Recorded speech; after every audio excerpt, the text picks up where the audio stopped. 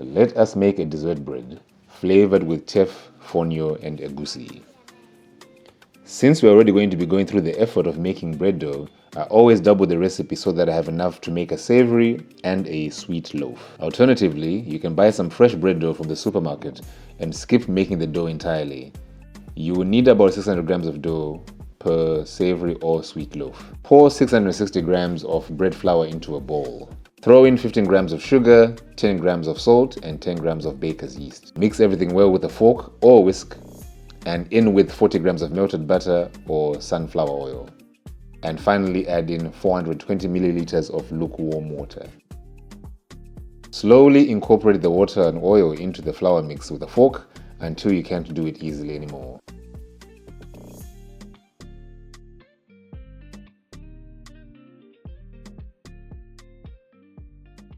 Dump everything onto a clean counter surface and massage the remaining dry flour into the wet dough.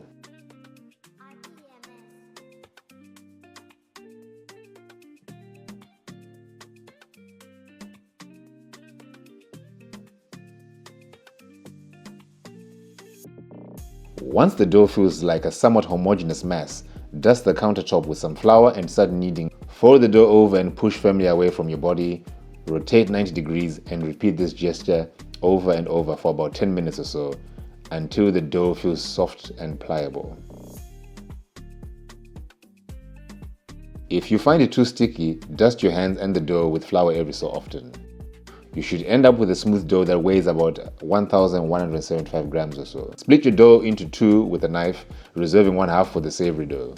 Pop the 580 gram dough into a bag or any sealed container and ferment for at least 2 hours at room temperature or until it doubles in volume. I prefer to ferment my dough in the fridge overnight so the waiting step happens while I'm asleep. So I often make the dough just before going to bed. At least 8 hours and upwards of 24 hours if you want to develop other mildly sour flavor notes into the bread. While the dough ferments, you can make the fillings you will be using to sweeten and flavor everything. If the dough was fermenting overnight, remove it from the fridge so it can warm up for at least an hour while you work on said fillings. I am using 2 different fillings here to incorporate heterogeneity into the tasting experience. Different bites will have varying textures and flavor notes, making the eating experience dynamic and surprising with each bite. For filling 1, melt together 100 grams of dark chocolate, 50 grams butter, 40 ml cream, 30 grams sugar, and 15 grams unsweetened cocoa powder, and finally a quarter teaspoon of salt in a pot over medium heat. Remove from the stove as soon as everything is melted and stir well until everything is smooth and glossy. For filling number 2, cream together 75 grams of softened butter, 15 grams of fonio, 75 grams brown sugar, and a quarter teaspoon of salt. You can, of course, only make one filling and also play around with different spices, jams, and other spreads instead of using my suggested fillings here. If using 2 fillings, split the room temperature dough in half again. Return one half to the storage vessel and roll the other into a 40 by 30 cm rectangle. If you are using one filling, continue without halving the dough at all.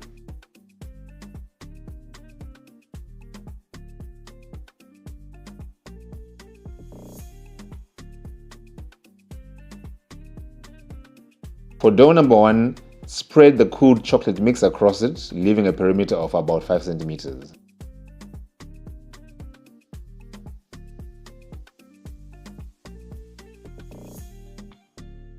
Sprinkle with 25 grams of finely chopped toasted egusi or any other chopped nut of your choice. Roll the dough lengthwise into a thick sausage while avoiding rolling air pockets between layers.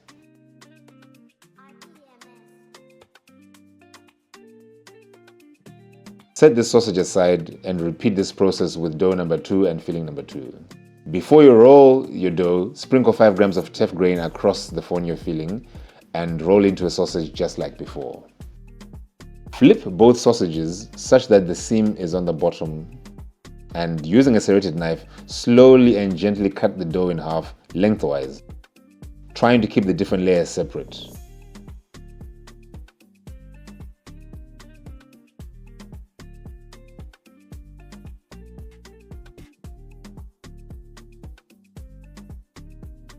Pair up one half sausage from dough number 1 with the other half sausage from dough number 2 and braid them together.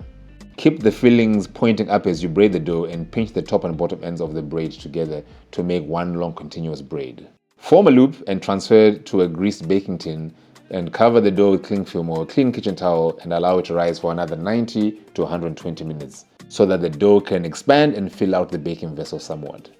If I hadn't been making two separate fillings, I would of course have a much thicker braid that would fill out the loaf tin in a way that would make a much taller loaf.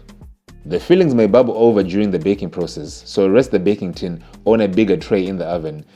Bake your bread in a preheated oven on the middle rack for 25 to 30 minutes at 175 degrees Celsius until cooked through. If you are baking a loaf with a single filling, then your time will adjust to between 30 to 45 minutes. While the bread bakes, make a simple syrup to brush on top of the bread crust. To do this, boil 50 grams sugar and 60 ml of water until the sugar dissolves. As soon as you remove the bread from the oven, brush it generously with the syrup and allow everything to cool for about 30 minutes before removing the bread from the tins. And don't worry if things look a little gooey after the baking. As the bread cools down, so will the filling and it will set. Slice up and enjoy warm with a cup of tea. Pam sorry.